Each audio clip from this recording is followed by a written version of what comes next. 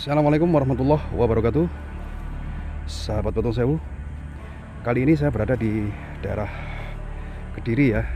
Ini tepatnya di lereng Gunung Klothok ya. Dan di sana nanti kita akan menemukan sebuah tempat pertapaan seorang putri raja yang bertapa di bawah batu ya. Putri Raja Kahuripan atau Raja Airlangga ya, yang bernama Dewi Kilisuci.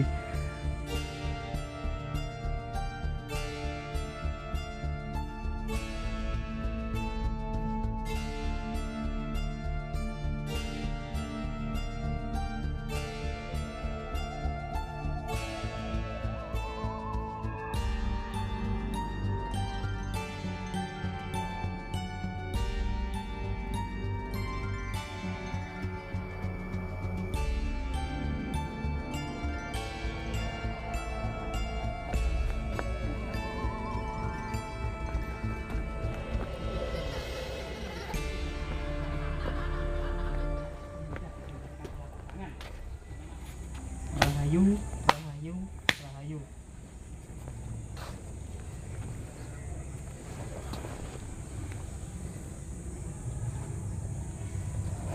Ya.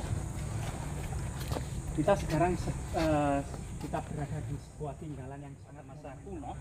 Ada arca Dwarapala dan yang seharusnya ada dua kiri kanan menuju sebuah tempat yang paling suci, menyimpan memori sebuah jejak peradaban masa lalu di abad ke-11, awal-awal abad ke-11 Masehi, yaitu ada hubungan yang sangat mesra antara Jawa Timur dan Pulau Bali, di mana seorang pangeran Bali yang bernama Airlangga, putra dari Raja Udayana, pada tahun 1016 menikah dengan putri dari Dharma Wangsa Teguh, Dia Laksmi.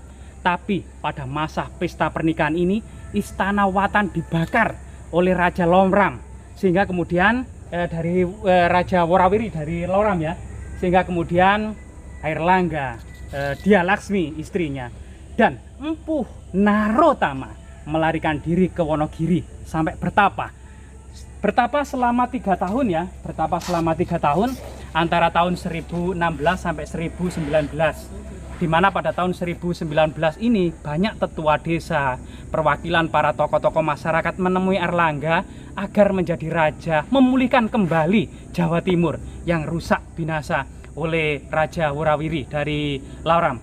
Sehingga kemudian Airlangga pun menobatkan diri sebagai raja di Watan Mas Jedong, Ngoro, Mojokerto. Namun kemudian untuk menyatukan Jawa Timur tidaklah semudah membalikkan telapak tangan. Satu persatu raja-raja daerah ini harus diperangi. Mereka tidak mau berdamai karena dianggap Airlangga adalah putra Pulau Bali. Namun akan membuahkan hasil di kelak kemudian Airlangga menduduki dan berhasil menyatukan seluruh Jawa Timur. Namun hal itu tidak semudah ya, tidak semudah membalikkan tangan. Bahkan ada salah satu raja perempuan dari Tulungagung ya, yang bernama Dia Tulodong, itu berhasil menghancurkan istana Watan Mas, dan kemudian sampai Airlangga pun mengungsi ke Patakan Lamongan, bahkan mengungsi pula ke Madander, Jombang. Nah, dari situlah kemudian apa sebenarnya hubungannya dengan situs yang sangat monumental ini. Nah, situs yang sangat monumental ini, guratan-guratan yang menceritakan tentang sebuah keindahan ya, kayangan penuh dengan relief sebagaimana relief yang ada di Jolotundo. Nah, ini yaitu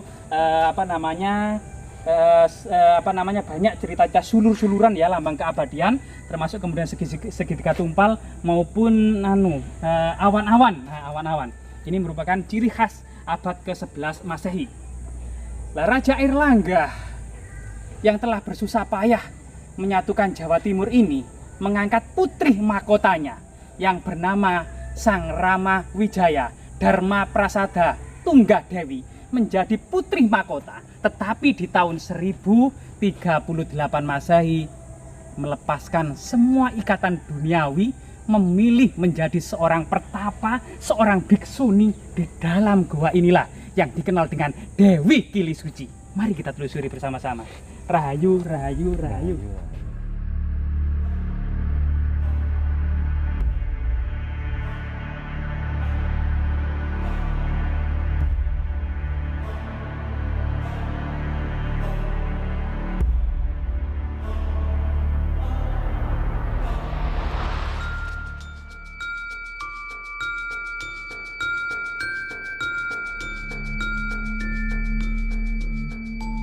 ini memang salah satu keajaiban yang dimiliki oleh Kediri ya.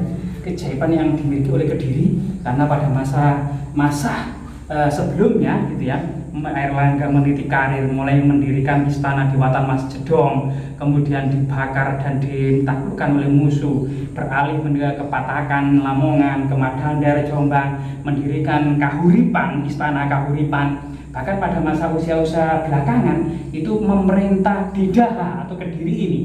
Bisa dilihat dari cerita yang ada di serat Calon Arang, di mana kemudian seorang janda Ragda ini kemudian melakukan ritual magis yang kemudian penduduk Daha atau Kediri ini pagi meninggal, sore sakit, sore sakit, pagi meninggal, dan seterusnya. Itu ternyata punya usut yang diusut oleh Airlangga menyuruh gurunya Empu Barada, yaitu kemudian ternyata Calon Arang. Nah ini kemudian Calon Arang cuma selesai setelah diusut, ternyata putrinya yaitu Ratna Manggale tidak diterima oleh masyarakat karena ibunya itu dianggap memiliki aliran sesat atau aliran hitam, sehingga kemudian Empu Barada pun menyuruh muridnya Empu Bahula untuk menikahi Ratna Manggale atau putri dari Calon Arang, sehingga kemudian dari situlah kemudian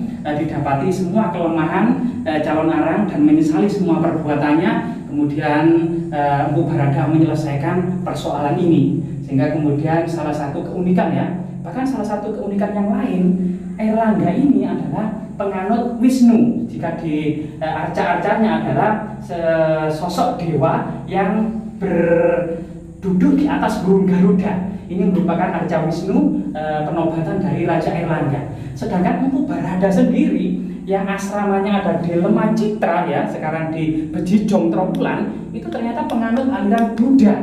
Sehingga inilah salah satu keistimewaan pada masa kuno. Muridnya beraliran Hindu Wisnu, tapi gurunya beraliran Buddha, dan sebaliknya seperti itu terus. Bahkan kemudian di sini memang putrinya sendiri diduga memang juga beraliran Wisnu ya, Wisnu dan Siwa juga. Semoga tetap lestari hal seperti ini sebagai momen budaya yang tidak ternilai harganya. Jasmira ya, jangan sekali-kali melupakan sejarah.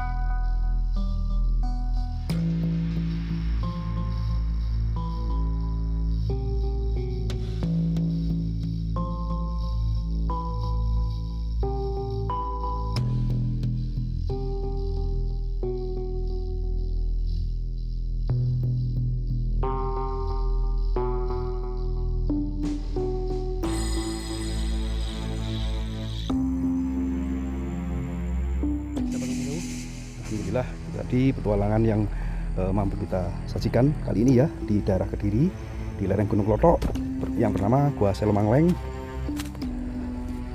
Mudah-mudahan sedikit ada manfaat ya untuk teman-teman semua. Terima kasih sudah setia mengikuti video di channel Petung Sewu ini sampai selesai. Tidak lupa saya doakan buat teman-teman semua, mudah-mudahan dimudahkan segala urusannya, dilancarkan rezekinya, diberi nikmat sehat serta kebaikan dunia dan akhirat ya. Oke, untuk edukasi kali ini saya akhiri sampai di sini dulu. Wabillahi taufiq wal hidayah, waridwan inayah. Assalamualaikum warahmatullahi wabarakatuh. Salam budaya, salam lestari, rahayu, rahayu, rahayu.